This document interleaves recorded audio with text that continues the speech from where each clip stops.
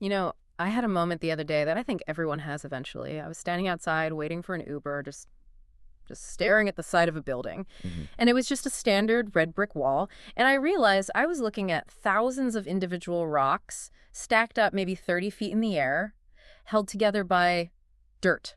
It's essentially baked dirt held together by gray mud, if you want to be reductive about it. Exactly. And it just struck me how insane that is. I mean, we live in these boxes, we trust them to hold up the roof, keep out the rain, survive storms, and it's basically just a stack of small stones with some, paste in between. Right. It feels incredibly low tech. Like in a world of carbon fiber and 3D printed titanium, we are still stacking rocks. It feels that way, sure.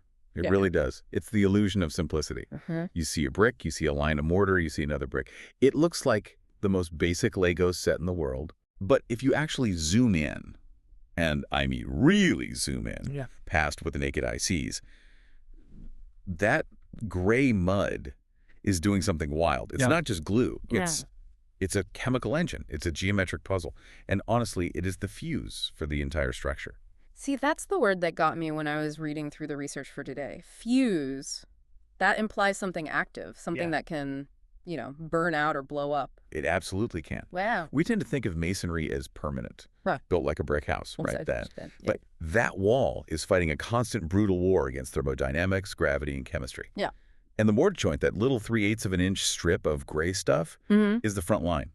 If the chemistry in that strip is wrong, or the geometry is off by a fraction of an inch, the whole system doesn't just look ugly. It fails. It fails. And when you say fails, we aren't talking about a little hairline crack that you paint over. No. No, not at all. We were talking about water pouring into your living room. We're talking about thermal envelopes collapsing. We're talking about the structural integrity of the house being compromised because someone didn't understand the physics of a grain of sand. We were talking about walls literally peeling off the sides of buildings. Wow. That is the perfect setup for where we are going today. We have this massive stack of documentation codes, engineering principles, chemical analysis, all focusing on masonry mortar joints and chimneys. Huh. And our mission today is to basically dismantle the house. We want to take this apart brick by brick and see where the failures happen. It's a bit of a forensic investigation. You have to look at the crime scene before the crime happens. It is. And I think we have to start with the rules because I always assumed you just, slap some mortar on and stack the bricks until you run out. But there is a very specific, legally mandated geometry to this, isn't there? Oh, it's incredibly strict. It's not an art project. It's a grid. Yeah. And it's governed by the IRC, the International Residential Code, specifically Section R606.3.1. You know you're in deep when you're citing decimal points. That's where the devil lives, Yeah. in the decimals. Mm-hmm. And this section, it lays down the law for load-bearing masonry. It starts with a single magic number, And that is? 3/8 of an inch, Yeah. or 9.5 millimeters if you're scientifically inclined. 3/8 of an inch. That is the nominal thickness for a mortar joint. Now, looking at that number, my immediate question is, why? Why so specific? Why not half an inch? Why not a quarter? Is there some physics reason that 3/8 is the holy grail? Well, there's two big reasons. One is modularity, and one is strength. So Okay. first, the modularity. Bricks aren't random sizes. Standard bricks are manufactured to specific dimensions so that when you add one brick plus one joint, it hits a perfect grid number. Ah, okay. If you have a brick that is 2¼ inches tall and you add a 3/8 inch joint, you get a number that just makes the math work for the architect. Mm-hmm. If you start making the joints half an inch thick, you throw off the entire vertical grid. Your windows won't fit, your doors won't line up. So it's like a design grid. The whole building is designed around that 3/8 inch gap. So it's like pixel resolution. If you change the pixel size, the image distorts. Exactly. But the more important reason is structural. Mortar is weird stuff. It needs to be strong enough to hold the brick, but also weak enough to flex. If the joint gets too thick, say you slap on a 3/4 inch layer of mortar, Right. that mortar becomes a weak point in the column. It has a different compressive strength than the brick. So under a heavy load, a thick joint will actually bulge and crumble faster than a thin one. It introduces a huge amount of instability. And if it's too thin, like if I just butter it like toast. Because you don't get a proper bond. There isn't enough material to really grab the pores of the brick. You need enough meat in the joint to flow into the microscopic crevices of the fired clay. So 3/8 of an inch is really the Goldilocks zone. The sweet spot. It's the sweet spot for maximum strength and modular geometry. Yeah. But here is the reality check. Humans are building these walls. A guy with a trowel, standing on scaffolding. Maybe it's windy, maybe he's tired, maybe he wants to go home. He isn't a robot. He can't hit 3/8 of an inch with laser precision every single time. No. And the code knows that. Construction is an imperfect science performed in a chaotic environment. That's why we have tolerances. Right. The code essentially says, aim for 3/8. But here is how much you're allowed to miss by. But this is where it gets fascinating, because the amount you're allowed to miss depends on which way the joint is going. Right. I noticed this distinction in the notes. We have bed joints, head joints, and collar joints, and the rules change for each one. So let's break these down, because the stakes are different for each one. Let's start with the bed joint. The bed joint is the horizontal layer. It's the mattress. It's what the brick sits on. It runs left to right along the wall. And the tolerance here is it's tight. The source says you can only be off by plus or minus 1/8 of an inch. That is a tiny margin of error. You're talking about a sliver. It's incredibly unforgiving. But think about the physics of it. Bed joints stack. Okay. If you are building a wall that's 20 feet high, you might have, 80 courses of brick? Give or take, yeah. So imagine you're off by just 1/4 of an inch on each one. You're a little heavy on the mortar. By the time you get to the roof, your wall is 20 inches taller than the blueprints say it should be. Okay, that's a problem, a big one. A huge problem. But it gets worse. What if you vary? What if one side of the wall has thick joints and the other side has thin joints? Your wall isn't level. Now your wall isn't level, it's tilting. The technical term is out of plumb. And in gravity's language, out of plumb translates to falling over. Eventually, yes. Or at the very least, it creates what's called eccentric loading. The weight isn't traveling straight down through the center of the wall. It's traveling at an angle, trying to buckle the wall. It creates a bending moment where there should just be compression. Which is why the tolerance is so strict. That's why the bed joint tolerance is so strict. You are fighting gravity, and gravity does not compromise. Okay, so horizontal precision is non-negotiable. What about the vertical ones? The head joint. Right, that's the mortar between the ends of the bricks, the vertical strikes you see. The code seems a lot more relaxed here. It says minus 1/4 inch to plus 3/8 of an inch. I mean, that's a huge range compared to the bed joint. Why the double standard? Because head joints don't stack. Yeah. If I make one vertical joint a little wide, it doesn't make the wall taller. It doesn't make the building lean. Right. It creates a cosmetic issue. Maybe the bond pattern looks a little sloppy, but it doesn't threaten to topple the structure. So gravity doesn't care about the head joint as much. Gravity is indifferent to the head joint for the most part. The head joint is there to seal the wall and bond the bricks horizontally, but is not carrying the weight of the roof. It's a spacer, effectively. Now, there is a third one that I honestly didn't know existed until I read this, the collar joint. Ah, the invisible joint, the secret filling. Right. This runs between withes. And for anyone who doesn't speak 18th century builder, a withe is just a vertical layer of masonry, right? Correct. W-I-T-H-E. If you have a wall that is 2 bricks thick, you have 2 withes. The collar joint is the vertical space between those 2 walls. It's like the cream in an Oreo cookie. Or the jelly in a sandwich. There you go. And the text says this joint is critical for something called composite action. That sounds like a military term. It does, yeah. What is that? It's a crucial engineering concept. Yeah. Imagine you have 2 sheets of plywood standing next to each other. They're flimsy. You can bend them easily. Sure. But if you glue them together into one thick block, they become exponentially stronger. They act as one unit. That is composite action. So the collar joint is the glue. Exactly. If you have 2 thin brick walls, they are individually weak.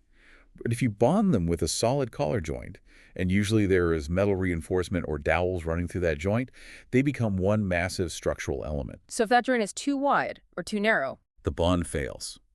The reinforcement doesn't seat correctly. The 2 walls stop talking to each other structurally. They stop acting like a team and start acting like 2 flimsy individuals. wow. That's why the IRC mandates tolerances there, 2 minus 1/4 inch to plus 3/8 inch. It ensures that the internal hardware actually fits and functions. If you blow this tolerance, you lose the strength of the composite wall. It really highlights that masonry isn't just stacking rocks, it's a geometry problem. It's a grid system. Yeah. And if you violate the geometry of the grid, the forces don't travel where they are supposed to travel. Speaking of things traveling where they aren't supposed to, we need to talk about water. because reading through the section on veneer systems, I got the distinct impression that water is the ultimate enemy here. Water is the enemy of everything in construction. Concrete, wood, steel, water is trying to destroy all of it. It is the universal solvent and the universal destroyer.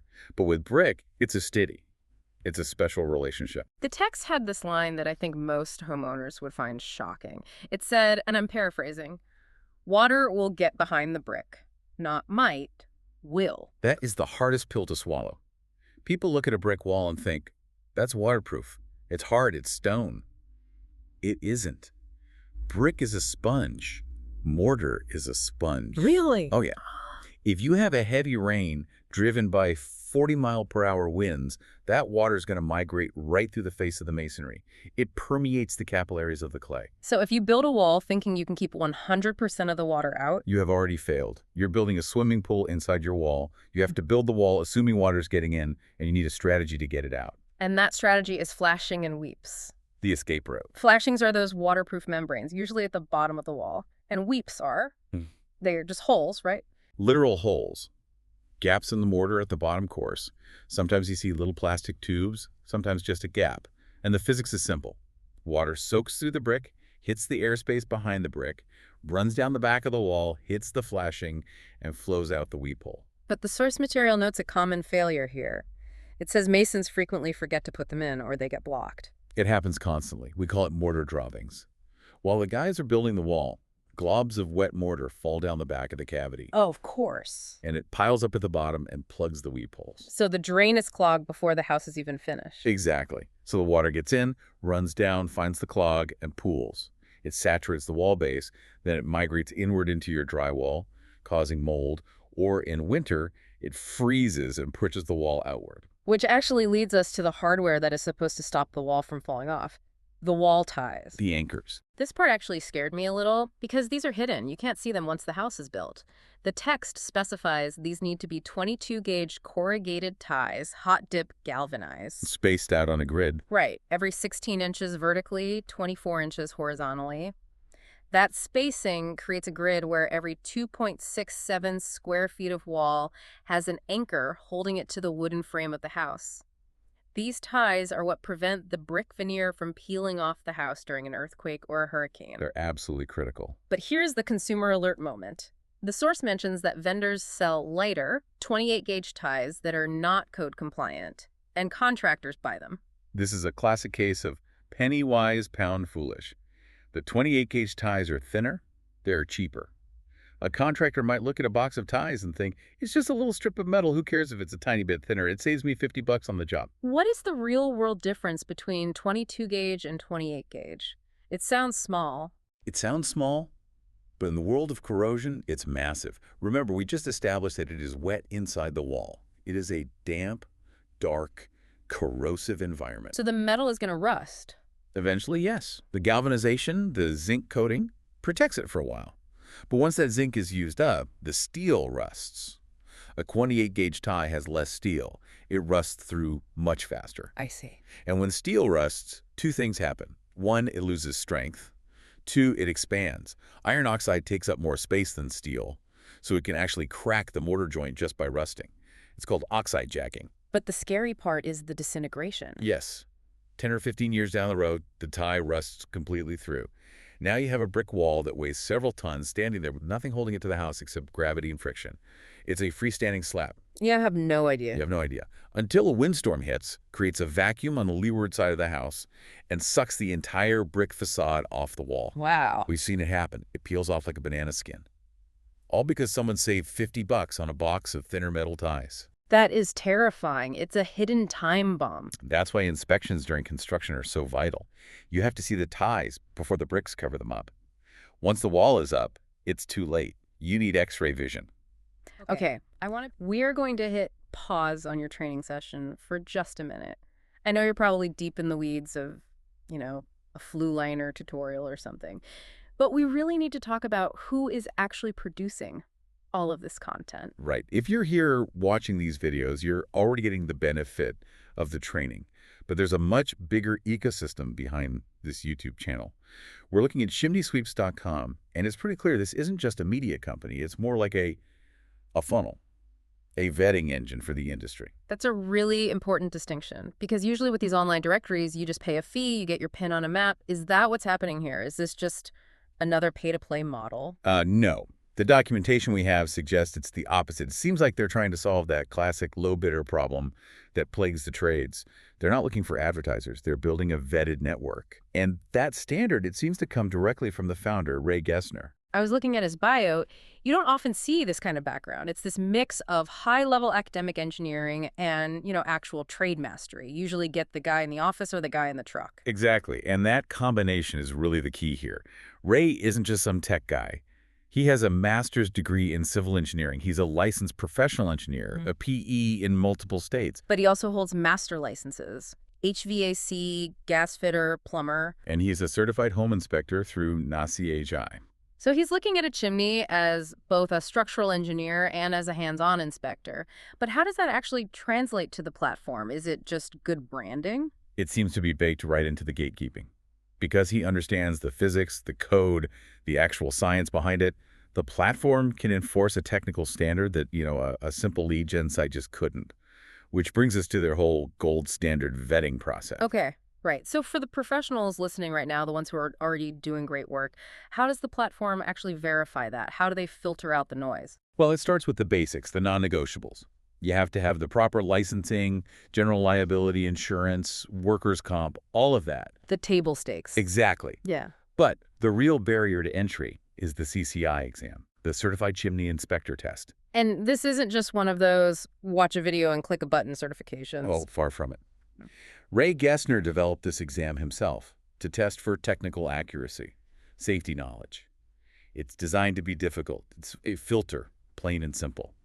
It ensures that if a homeowner finds you through them, they're not just getting a name from a list. They're getting someone who passed a really tough technical evaluation. Okay, so let's say a listener runs that gauntlet. They've got the insurance, they study, they pass the CCI exam, they're in.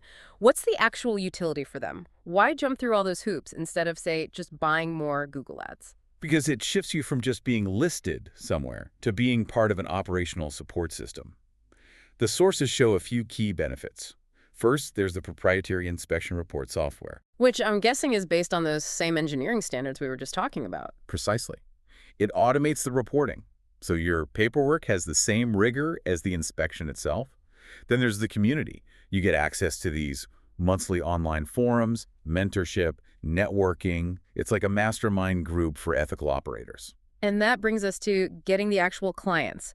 Let's talk about the number 833-Chimney. That's the engine. The website, that phone number, they drive homeowners who are specifically looking for qualified professionals. These are not people just shopping for the cheapest price. They're looking for vetted expertise for big jobs, relining, structural engineering inspections. So it creates this kind of feedback loop. You watch the free training, like the video you're probably watching right now, to get better at your job. Then you pass the exam to prove you're good. And then the platform sends you customers who actually value and are willing to pay for that expertise. It helps the good guys build stronger businesses because they finally stop competing with the companies that are just cutting corners.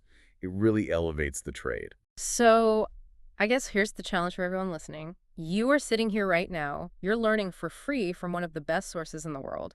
But the real question is, are you ready to capitalize on it? Are you good enough to pass that CCI exam, to join the network, and be recognized as one of the best? If you think you're operating at that level, head over to the site. Click Join Us.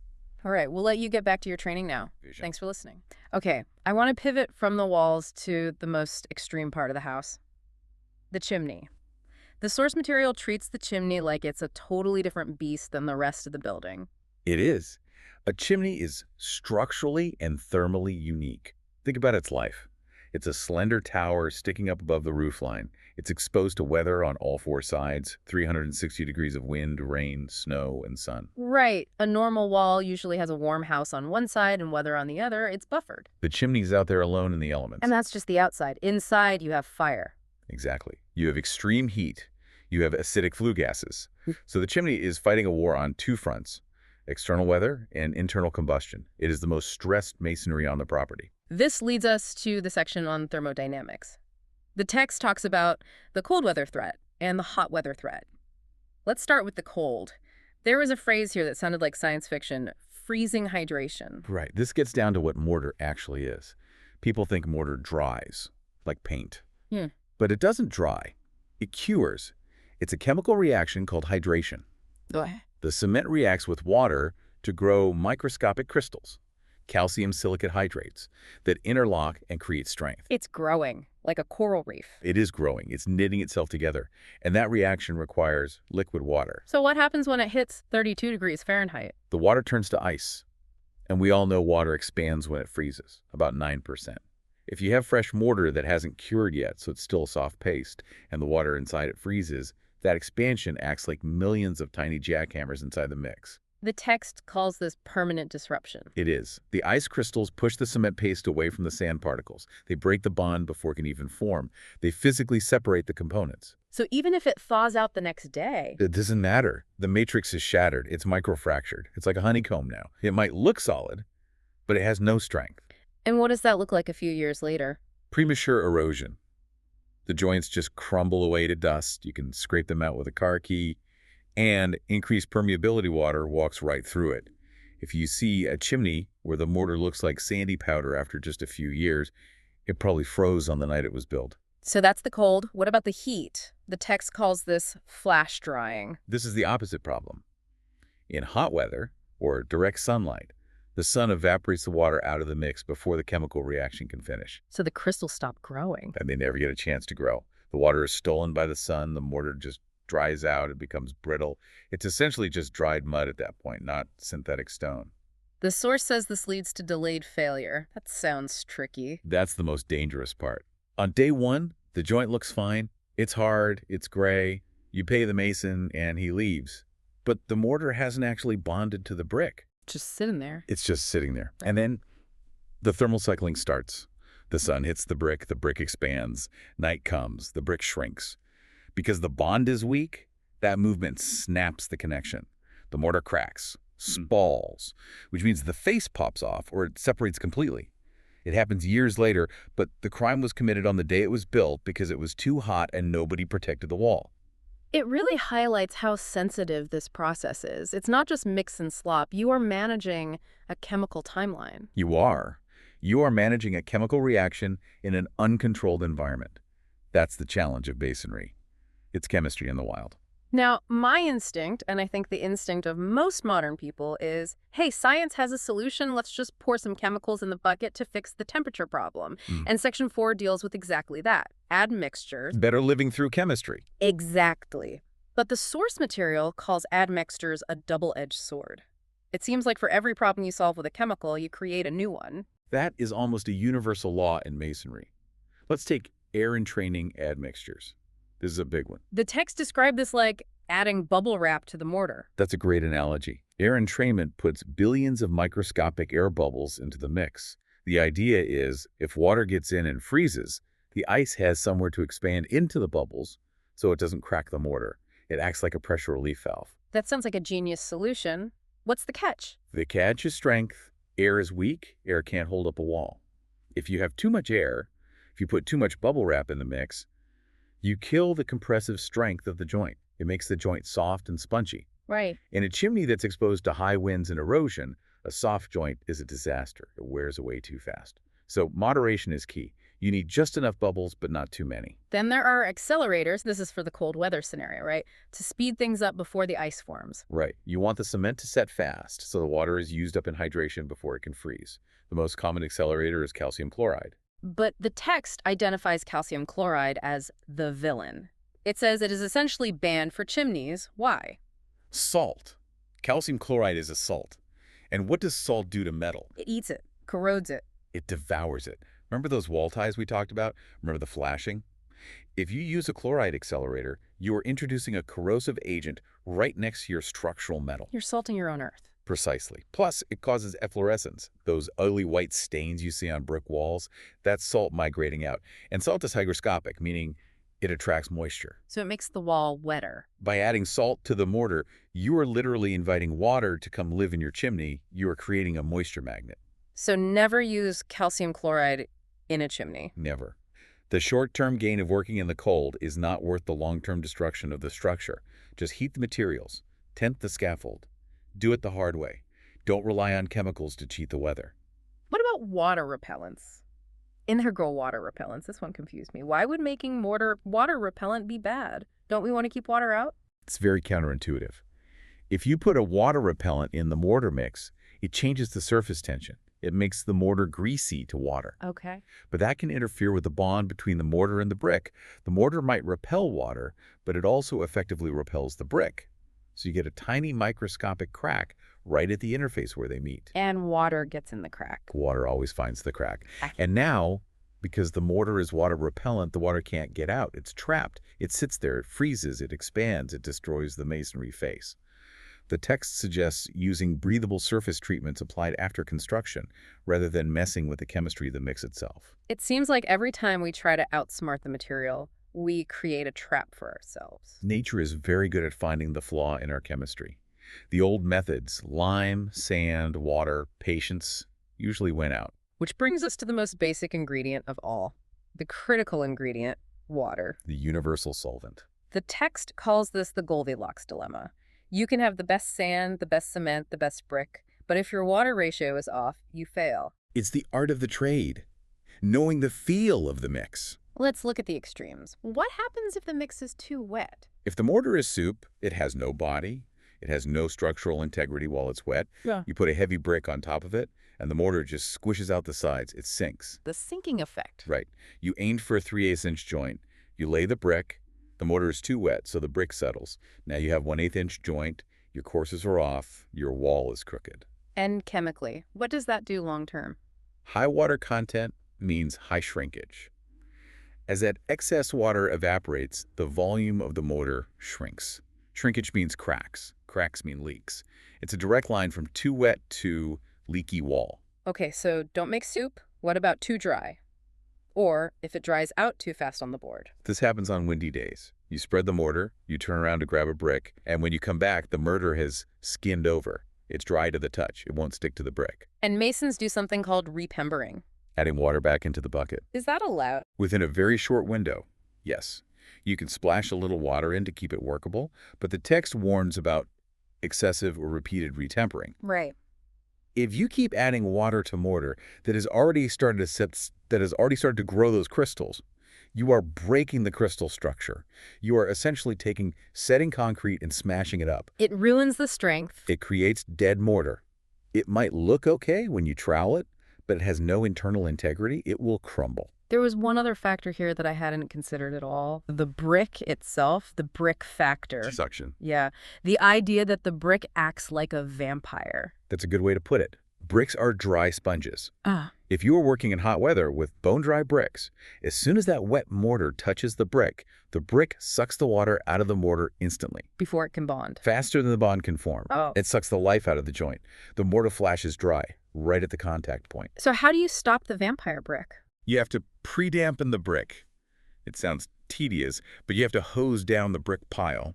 You want the brick to be what we call surface saturated dry. That means the brick is wet enough that it doesn't steal water from the mortar, but dry enough on the surface that it doesn't slide around. It's a relationship between the brick and the mortar. They have to share the water. It's a partnership. If one is greedy, the system fails. And finally, water quality. I assumed you just use hose water. Usually, yes. But the text warns about salt contamination, brackish water, If you are building near the coast, or using well water with high mineral content. If you put salty water in the mix, you are back to the calcium chloride problem. You are introducing chlorides and sulfates. You are building rot into the wall from day one. the rules seemed simple. If you wouldn't drink it, don't put it in your wall. Drinkable walls. That's the standard. If it's not good enough for you, it's not good enough for the masonry. Okay, we've mixed the mortar, we've laid the brick, we've watched the temperature. Now comes the finish. Section 6. The art of the strike. Striking, tooling, jointing. It goes by many names. This is when the mason runs that little metal tool along the joint to shape it. I always thought this was just for looks, just aesthetics, to make it look tidy. But the source material says it is not just decoration. No, Yeah. it is primarily about compression. When you run that tool over the semi-hard mortar, you are squishing it. You are compacting the surface. That makes the surface dense. And a dense surface sheds water. A dense surface sheds water. A loose, untooled surface absorbs water. So the shape of the joint determines if the chimney leaks. Absolutely. The profile of the joint is a functional water management decision. Let's go through the hierarchy. The text lists the gold standard as the concave joint. A concave joint is curved inward, like a half pipe or a letter U, Why is it the best? because of the tool. It's a round bar. It fits tightly into the joint and allows the mason to use maximum force. You can really lean on it. It densifies the mortar skin perfectly. And the curve guides water away from the hairline, cracks at the edge where the mortar meets the brick. It flows the water out. So for a chimney, If you are building a chimney, you want concave joints, period. next is the V joint. Sharp, angular groove, shaped like a V. It also compresses well, it sheds water well. But because it has that sharp crease in the middle, it can be a little prone to chipping if the mortar is brittle. But generally, it's a good functional joint. Then we get into the problematic ones. Flush joint. Flush means you just scrape it flat with a trowel. You don't use a jointing tool. The text says, vulnerable to absorption because it lacks compression. Exactly. You haven't pressed it, you just cut it. So the pores are open. It's like a sponge cut in half. It soaks up water. Unless you're planning to paint the wall or cover it with stucco, flush joints are a bad idea for weather resistance. Now, here is the villain of modern architecture, the raked joint. I see these on fancy modern houses. The mortar is recessed deep back into the wall, leaving the brick sticking out. Architects love rake joints. They create deep shadow lines. It looks dramatic. It emphasizes the horizontality of the brick. But for a chimney, A disaster. An absolute disaster. Think about what you've done. You have scraped the mortar back. So you have created a little ledge on top of every single brick. a shelf for water. A shelf for water, snow, and ice. The water sits there. It soaks into the brick. It freezes. It pushes the faith off the brick. And because it's raked out, you didn't compress the surface, so the mortar itself is porous. On a chimney in a rainy climate, a raked joint is a death sentence for the masonry. It will fail. And finally, the beaded joint, the one that sticks out. The convex bump. Yeah. Very old school, very historic. But it sticks out. It gets hit by rain from the top, bottom, and front. It's easily knocked off. It erodes quickly. It's purely decorative, not functional. The takeaway here is really strong. Joint selection is a performance decision. If you pick a joint because it looks cool, but it's a raked joint on a chimney in Seattle, you are designing a failure. Form follows function. In masonry, function is water management. If the form doesn't manage water, the form will fall apart. Okay, so what if it's too late? What if the chimney is already falling apart? We see this all the time. Old houses with crumbling mortar. This brings us to section 7, surgical repair, or repointing. Repointing. And let's clarify something immediately. It is not tuck pointing. Yeah, the text makes a big distinction here. I've heard people use them interchangeably. Everyone does. But technically, tuck pointing is a decorative style from the 18th century where you use two colors of mortar to make thick, sloppy joints look thin and neat. It's an optical illusion. Right.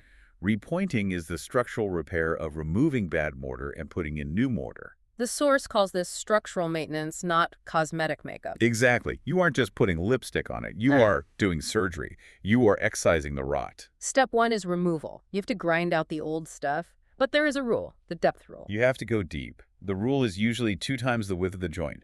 So if the joint is 3/8 wide, you grind back 3/4 of an inch. Why so deep? Why not just scratch the surface? Because you have to reach sound mortar. You have to get past the rot.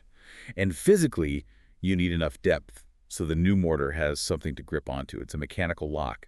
If you just scratch out 1/8 of an inch and smear new mortar on top, it will flake off in a year.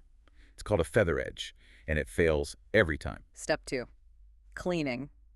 The dust enemy. This is where most repairs fail. When you grind mortar, you make a massive amount of dust. That dust coats the inside of the joint. If you try to put wet mortar against dusty brick, the dust acts as a bond breaker. The mortar grabs the dust, not the brick. It's like trying to put a sticker on a dusty table. Exactly. It won't stick. You have to blow it out with compressed air or wash it out. It has to be surgically clean. Step 3 is the mix. The text says you use a slightly wetter mix than usual. Right, because you are pushing it into a tight existing space. It needs to flow. And prehydration is key, mixing it and letting it sit for a bit so the initial shrinkage happens in the bucket, not in the wall. Step 4, injection. This sounded like cake decorating to me. It is. You use a grout bag. It looks exactly like a pastry bag for icing a cake. You squeeze the mortar into the joint. Why not just use a small trowel? Because you need to fill from the back outward. If you use a trowel, you act like a cork. You plug the front of the joint, but you leave a big air pocket behind it. Air pockets trap water. Grout bags ensure the joint is full solid, back to front. And finally, step 5, timing the strike. The thumbprint hard rule. This is the patience test. You inject the mortar, and then you wait. You want it to be firm enough that when you press it with your thumb, it leaves a print but doesn't stick to your skin. If you strike too early. It smears, it pulls away from the brick, and looks messy like peanut butter. If you strike too late. It's too hard. You can't compress it. You don't get that waterproof skin we talked about. You have to hit that Goldilocks window again. It's a very precise process. It essentially says, if you hire a guy to fix your chimney and he shows up with a bucket of mortar and just starts smearing it over the cracks without grinding or cleaning, fire him immediately. He is wasting your money. Smearing mortar over a crack fixes nothing. It's a Band-Aid on a broken leg. The crack will be back in 6 months. we've covered a huge amount of ground here. From the 3/8" geometry to the chemistry of freezing to the art of the concave joint. But I want to end on a philosophical note that came up in the conclusion of the source material, the concept of sacrificial mortar. I love this concept. It is the core philosophy of masonry conservation. It sounds almost religious. Explain it to us. The idea is simple. The mortar must be softer than the brick. The brick is the permanent element. It's hard, it's expensive, it's structural. The mortar is the cushion. It accommodates the movement of the building. It takes the thermal stress. It takes the beating so the brick doesn't have to. Exactly. If the building shifts, you want the mortar to crack, not the brick. You can repoint mortar. It's cheap and replaceable. Replacing broken bricks is a nightmare. So if you use a mortar that is too strong, like a super hard modern cement, you might actually destroy the bricks. Yes. We see this in historic restoration all the time. Someone uses a modern high-strength Portland cement on an old soft brick building. When the wall moves, and all walls move, the mortar stays rigid. It acts like a steel grid, so the force goes into the brick snaps, the face shears off. You have destroyed the wall by trying to make it too strong. That is incredible. The strength is actually the weakness. The mortar is designed to be sacrificial. It dies so the wall can live. That is surprisingly poetic for a discussion about cement. Masonry is an ancient art. There's a lot of wisdom in it. It's about balance, not just brute force. So here is the final thought for our listeners. Next time you are outside, walk around your house, look at your chimney. Look close. Is the joint concave? Or is it raked out? Can you see weep holes at the bottom, or are they clogged? Are there white salt stains on the brick? Look at the geometry. Does it look consistent, or does it wave? The difference between a standing structure and a pile of rubble is often just a cup of water, a few degrees of temperature, or the curve of a mason's tool. It's all in the details. Thanks for diving deep with us today. Keep looking closer. Yeah.